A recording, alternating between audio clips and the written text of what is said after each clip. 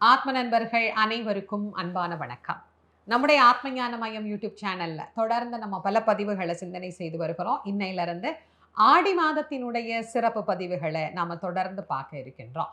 ஆடி மாதம் வந்தாலே நம்முடைய யூடியூப் சேனல்ல தொடர்ந்து உங்களுக்கான வழிபாடுகள் எல்லாமே வருஷந்தோறும் கொடுத்துட்டு இருக்கிறேன்.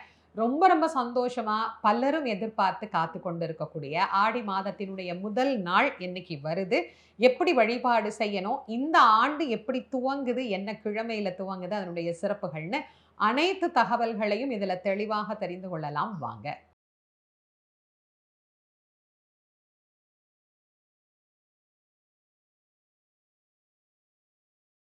ஆடினாலே எல்லாருக்கும் உள்ளுக்குள்ள ஒரு மகிழ்ச்சி, ஒரு கொண்டாட்டம்.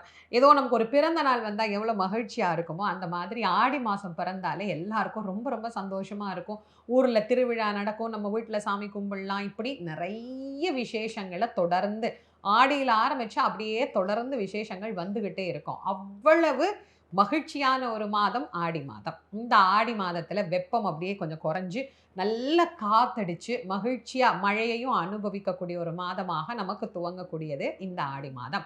ஆடி மாதம் இந்த ஆண்டு 2026ல நமக்கு வெள்ளிக்கிழமை அன்னைக்கே துவங்குது நமக்கு. ஆடி தலை வெள்ளியாக, முதல் வெள்ளியாக நமக்கு அமைஞ்சிருக்கு. அன்னைக்கு செய்ய வேண்டிய வழிபாட்டையும் நான் உங்களுக்கு சொல்லிடுறேன். சரி. என்னைக்கு இது ஆரம்பிக்குது அப்படின்னா 17/7/2026 அன்னைக்கு ஆடி முதல் நாள் நமக்கு துவங்குது. நான் பலமுறை சொல்லியிருக்கேன். இருந்தாலும் சுலபமா இதுல உங்களுக்கு நான் ஞாபகப்படுத்துறேன். ஆடி மாதம் மட்டும் ஏன் இந்த வழிபாடுகள் இவ்வளவு சிறப்பா இருக்கு அப்படின்னா, ஒரு வீட்ல காலையில, மாலையில கடவுள வழிபாடு செய்றதுங்கிறது இயல்பான ஒன்று. இது மனிதர்களுக்கு. காலையில பூஜை செய்வோம், மாலையிலயும் பூஜை செய்வோம். இப்ப அது பல பேருக்கு மறந்தே போச்சுன்னு வச்சுக்கோங்களேன்.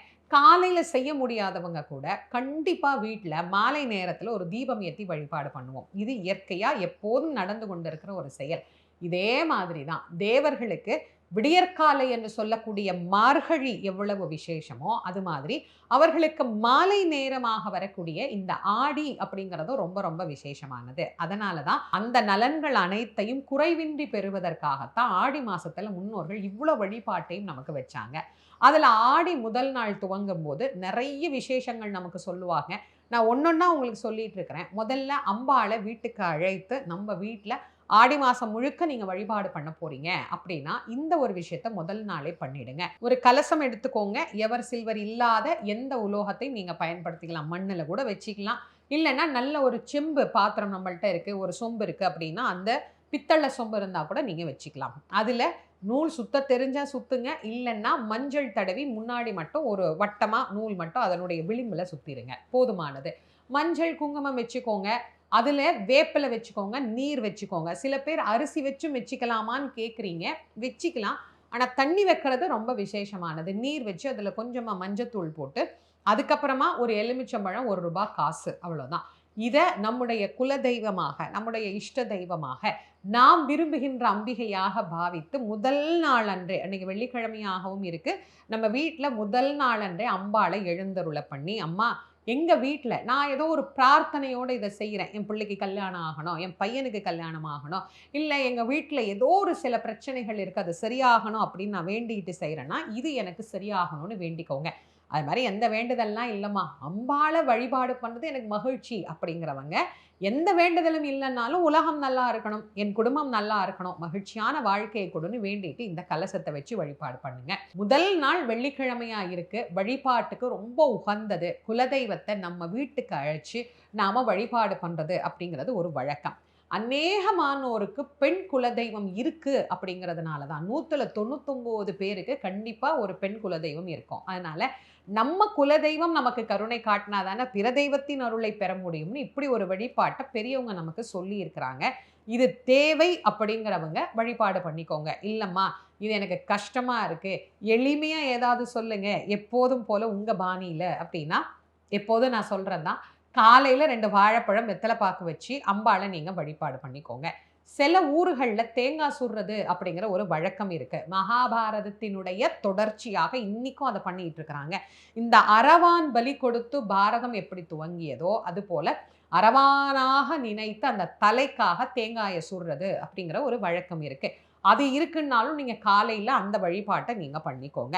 அதெல்லாம் எங்களுக்கு இல்லம்மா. மதியம் இல போட்டு சாதம், சாம்பார், கூழு. ஏன்னா முதல் நாள் துவங்கும் போதே சில பேர் கூழ் காய்ச்சிருவாங்க. கூழு, துள்ளு மாவு, இளநீ இதெல்லாம் வச்சு படைக்கிற வழக்கம் இருக்கு எங்களுக்கு அப்படிங்கிறவங்களுக்கும் நான் நேரம் சொல்றேன். நீங்க மதியானம் அந்த வழிபாட்ட பண்ணிக்கோங்க.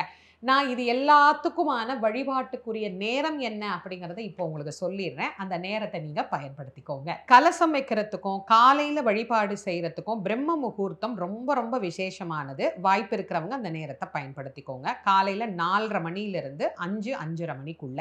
அதுக்கப்புறம் நீங்க வழிபாடு பண்ண போறீங்க அப்படின்னா 6லிருந்து 7 மணிக்குள்ள வழிபாடு பண்ணலாம்.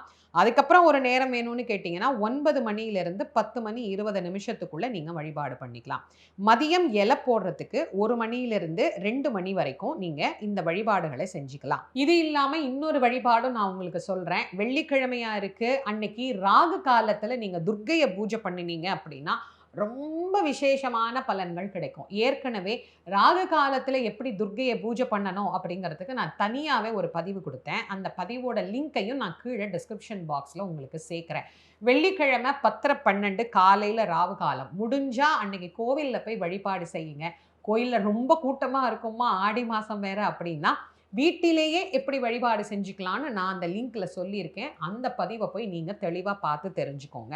சரி, எல்லாம் வச்சாச்சு. இப்போ நாங்க மதியம் இலை போட மாட்டோம். எங்களுக்கு கூழ் காய்ச்சுற வழக்கம்லாம் இல்ல. என்ன பண்ணலாம்? துள்ளு மாவு இடிச்சு வச்சு நீங்க வழிபாடு பண்ணிக்கலாம். பால் நைவேத்தியம் பண்ணி வச்சுக்கலாம். பால்ல நாட்டு சர்க்கரை போட்டு காய்ச்சி அதை நீங்க அம்பாளுக்கு வச்சு நைவேத்தியம் பண்ணிக்கலாம். முடியுங்கிறவங்க கொஞ்சம் சர்க்கரை பொங்கல் செஞ்சு வச்சு கூட நீங்க அம்பாளை வழிபாடு பண்ணிக்கலாம். இது எதுவுமே முடியாதுங்கிறவங்க பழங்கள் மட்டுமே வச்சு நீங்க வழிபாடு பண்ணிக்கோங்க. அதுவே போதுமானதா இருக்கும். ஆனா எது பண்ணாலும் படிக்க வேண்டியது அபிராமி அந்தாதி. மறந்துடாதீங்க. இது எதுவுமே எங்களால பண்ண முடியலம்மா, ஆனா ஆடி மாசம் ஏதோ அம்பாளை நினைக்கணும், எங்க குறையெல்லாம் அவ தீர்த்து வைக்கணும் அப்படின்னு நீங்க நினைக்கிறீங்களா? கண்டிப்பா ஆடி மாசம் 1ஆம் நாள் அன்னைக்கு, அதாவது ஆடி முதல் நாள் அன்னைக்கு மாலை 6 மணிக்கு ஒரு நெய் விளக்கு ஒண்ணு வீட்ல ஏத்தி வச்சுட்டு அபிராமி அந்தாதி 100 பாட்டையும் முழுசா உட்கார்ந்து படிங்க. பொறுமையா படிங்க. படிக்க தெரியல, படிக்க முடியல, படிக்கிறதுக்கு கஷ்டமா இருக்குன்னா அதையும் என்னுடைய குரல்லே நான் படிச்சு காட்டியிருக்கிறேன். அதை ஓட விட்டுட்டு நீங்க பூஜை அறையில உட்கார்ந்து கூடவே ஒரு புத்தகம் வச்சுக்கிட்டு அதோட சேர்ந்து படிச்சு பாருங்க. ரொம்ப ரொம்ப அற்புதமான பலன்களை அம்பாள் தருவாள். அபிராமி அந்தாதி சாதாரணமான பதிகம் இல்ல. நான் பலமுறை பல வருடங்களாக நிறைய பேருக்கு சொல்லிட்டு இருக்கேன். என்னுடைய பலன்கள் நிறைய பேருக்கு தெரிய மாட்டேங்குது. நீங்க இந்த முறை நீங்க படிச்சு பாருங்க. நிச்சயமா நீங்க எதிர்பார்க்கறது உங்களுக்கு வாழ்க்கையில கிடைக்கும். எப்போதும் மாதப்பிறப்புல மஞ்சள், உப்பு வாங்க சொல்லுவேன். அதே மாதிரி ஆடி மாசமும் மங்களகரமா இருக்கணும் அப்படின்னு நினைக்கிறவங்க காலையிலேயே போய் மஞ்சள், உப்பு வாங்கிட்டு வீட்ல வச்சு நீங்க வழிபாடு செஞ்சுக்கலாம். இந்த ஆடி வெள்ளியில வாரம் செய்யக்கூடிய வழிபாடுகளை பத்தி நான் உங்களுக்கு தனி பதிவு கொடுக்குறேன். இது முதல் வாரம் அப்படிங்கிறதுனால இதிலேயே நான் சொல்லி இருக்கிறேன். அபிராமி அந்தாதி மாலையில படிங்க. முடிஞ்சவங்க விளக்கு பூஜையும் கூட செய்யுங்க. உங்க வீட்ல இருக்கக்கூடிய பெண்கள் ஒரு 4 பேர் இருக்கிறீங்க, 2 பேர் இருக்கிறீங்கன்னா கூட சேர்ந்து செய்யுங்க. இல்ல எங்களுக்கு நிறைய தோழிகள் இருக்கிறாங்கம்மா அப்படிங்கிறவங்க யாரோ ஒருத்தர் வீட்ல எல்லாருமா சேர்ந்து ஆடி முதல் வெள்ளிக்கிழமை அன்னைக்கு மாலையில திருவிளக்கு வழிபாடு எப்படி செய்யணுங்கிறத நான் செஞ்சும் காட்டியிருக்கிறேன். அதுக்கு பதிவும் கொடுத்துருக்கிறேன். அதை பாருங்க. அதுல இருக்கிற ஸ்லோகங்களை சொல்லுங்க. எளிமையா குங்குமார்ச்சனை செய்யுங்க. அம்பாளை வழிபட்டு பாருங்க. நிச்சயமா நமக்கு ஒரு மிகப்பெரிய மனமகிழ்ச்சி, நிம்மதி அப்படிங்கிறது கிடைக்கும். ஆடியில மாப்பிள்ளையை வீட்டுக்கு கூப்பிடுற வழக்கம் இருக்கிறவங்க நல்ல மாப்பிள்ளையை கூப்பிட்டு மாப்பிள்ளைக்கு நல்ல விருந்து வச்சு பொண்ணையும் மாப்பிள்ளையும் நல்லா கவனிச்சு மாப்பிள்ளையை ஊருக்கு அனுப்பிச்சு விட்டுருங்க. பொண்ணை மகிழ்ச்சியா சந்தோஷமா இந்த வழிபாடுகள் எல்லாம் செய்ய சொல்லுங்க. ஆடி மாதம் ஒவ்வொருவர் இல்லத்திலேயும் நிறைய நல்ல மாற்றங்களை தரக்கூடிய ஒரு மாதம். உங்களுக்கு என்ன தேவையோ அதை நீங்க பயன்படுத்திக்கோங்க. எப்போதும் நான் சொல்றதுதான், எல்லா வழிபாட்டையும் நீங்க செய்யுங்க அப்படின்னு நான் சொல்ல மாட்டேன்.